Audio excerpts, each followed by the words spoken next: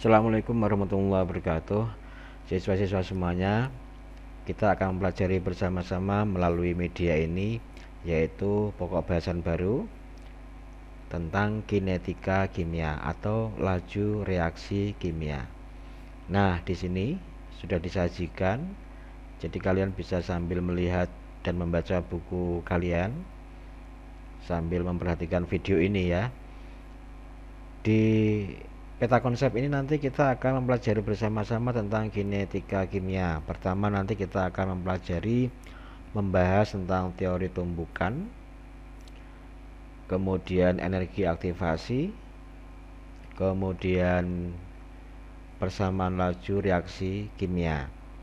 Nah, ini adalah inti dari kinetika kimia. Kemudian setelah itu yang namanya laju reaksi kinetika kimia bisa berlangsung dengan cepat atau lambat, itu nanti akan dipengaruhi oleh yang namanya luas permukaan sentuhan, kemudian suhu, kemudian ada konsentrasi dan katalis ya.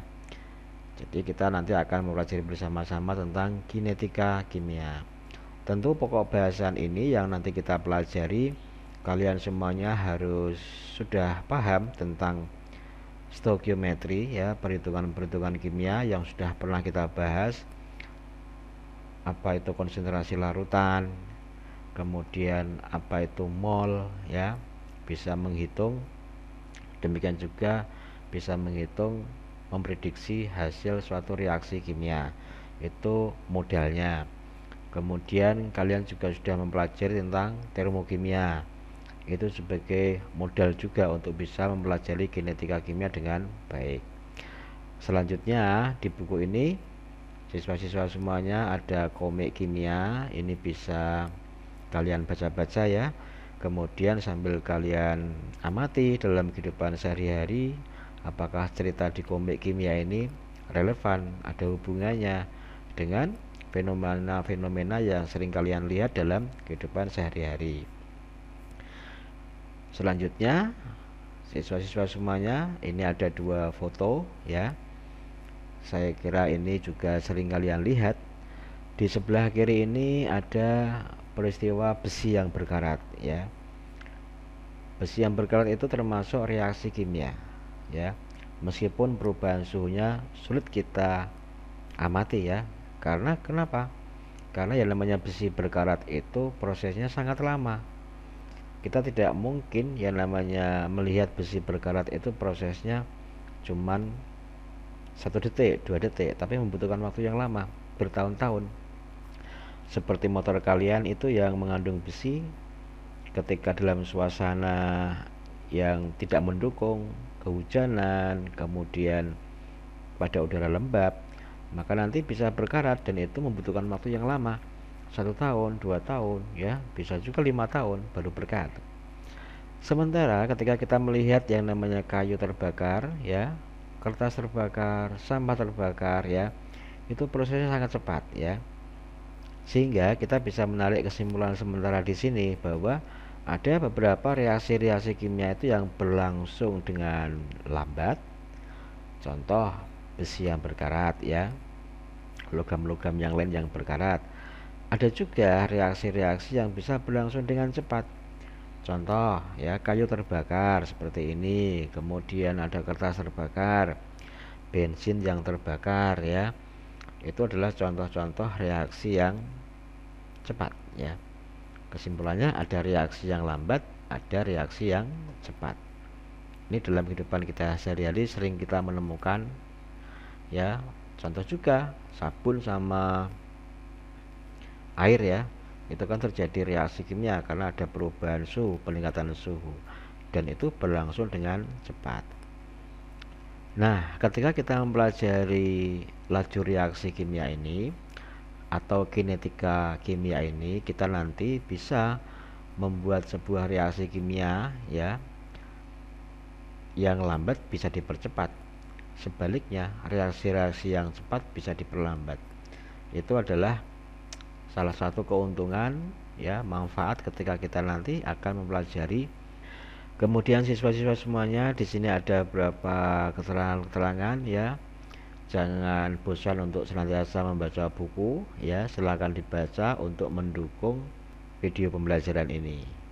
Nah, kita akan memulai bersama tentang teori tumbukan. Kalian bisa dibaca ya di sini ya. Teori tumbukan itu adalah awal mula yang namanya reaksi kimia itu bisa berlangsung. Contoh ya, karbit sama air kan terjadi reaksi kimia itu ya. Kenapa kok bisa terjadi reaksi kimia?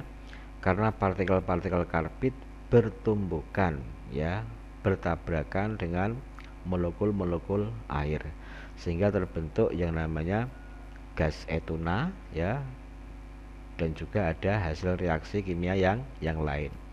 Jadi yang namanya reaksi kimia itu didasari dengan teori tumbukan-tumbukan.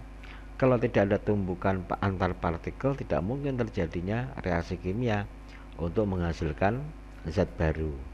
Nah, silakan kalian nanti baca-baca tentang teori tumbukan. Ya, di sini sudah disajikan. Nah, pada video ini saya akan mengajak kalian untuk melihat animasinya ya. Nah, perhatikan dalam animasi ini ada atom A ya, yang warnanya kuning, tidak terlihat ya huruf A-nya. Ada atom A yang warnanya kuning bereaksi dengan molekul B ya, gini ya, bereaksi dengan molekul BC ini ya. Saya mengatakan A atom karena apa? Dia berdiri sendiri, tidak berikatan. Saya mengatakan molekul BC karena ini berikatan ya, antara atom A sama antara atom B dengan atom C. Jadi ada atom A bereaksi dengan molekul BC. Nah, nanti akan menghasilkan molekul AB dan atom C kan gitu. Molekul AB jelas ini zat yang berbeda dengan aslinya. Atom C sudah terpisah dengan molekul BC ini, sehingga ini juga menjadi zat baru yang jelas sifatnya berbeda dengan BC. Ini contoh reaksi kimia ya, dimana yang namanya reaksi kimia itu tanda utamanya itu apa? Ada zat baru ya, dengan sifat-sifat yang baru. Nah, bagaimana terjadinya reaksi A dengan molekul BC ini sehingga akhirnya menghasilkan molekul A, B, dan C? Kalian bisa lihat ya dalam simulasi ini.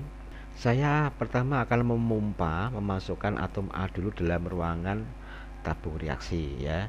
Ini sebagai contoh. Nah, ini ada dua atom A ya. Tambah lagi ada atom A lagi. Saya tambah lagi ya. Ada 4 atom A. Kemudian dia bergerak sendiri. Ini tidak mungkin terjadi reaksi kimia ya, karena sejenis ya. Kemudian juga tidak memungkinkan terbentuknya ikatan ya antara A sesama dengan A ya.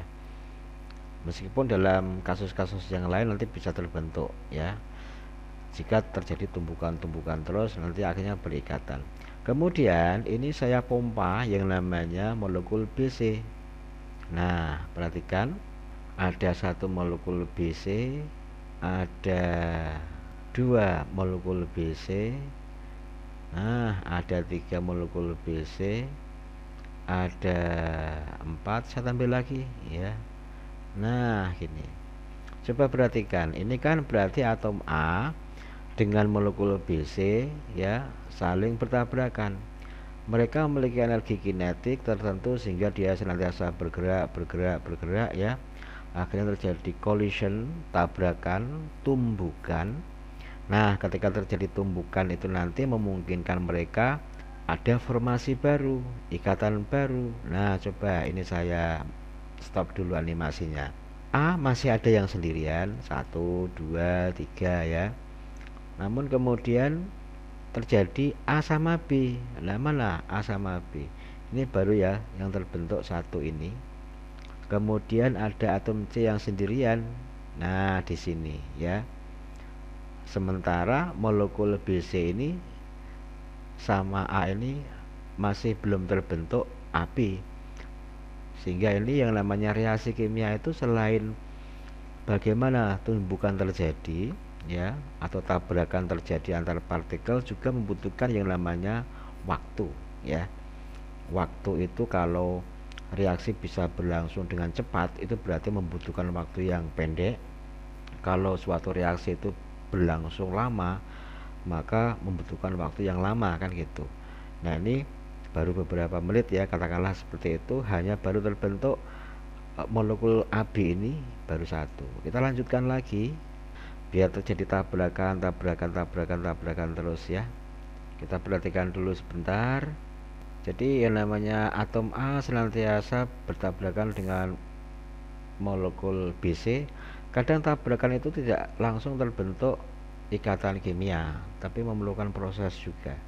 Nah, saya stop dulu. Kita bisa melihat di sini sudah terbentuk yang namanya molekul AB, ini hasilnya ya. Ini ada 1, 2 ya. Kemudian sudah terpisah yang C-nya ini 1, 2 gini. Nah, ini jadi yang namanya reaksi kimia itu nanti diawali dengan tumbukan terlebih dahulu atau tabrakan antar partikel dulu, sehingga setelah tabrakan nanti terjadi ikatan yang baru, terbentuknya formasi yang baru, sehingga dihasilkan zat yang baru. Nah, nanti dalam teori tumbukan nanti akan dijumpai yang namanya energi aktivasi. Energi aktivasi itu apa? Besarnya energi kinetik minimum, di mana molekul-molekul nanti atau atom-atom nanti akan memulai terjadinya suatu reaksi kimia. Kalau energi aktivasinya itu tinggi ya, dia membutuhkan energi yang tinggi untuk bertabrakan, sehingga dia susah untuk terjadinya tabrakan karena dia membutuhkan energi yang sangat tinggi. Minimal pada pertemuan kali ini kalian tahu ya, peta konsep terlebih dahulu, kemudian contoh-contoh reaksi yang lambat, demikian juga reaksi-reaksi yang cepat, dan tentunya tumbukan ya. Teori tumbukan atau teori tabrakan collision, di mana yang namanya reaksi itu bisa berlangsung diawali dengan tumbukan antar partikel terlebih dahulu. Kita lanjutkan pada bagian yang berikutnya nanti. Sekian, assalamualaikum warahmatullahi wabarakatuh.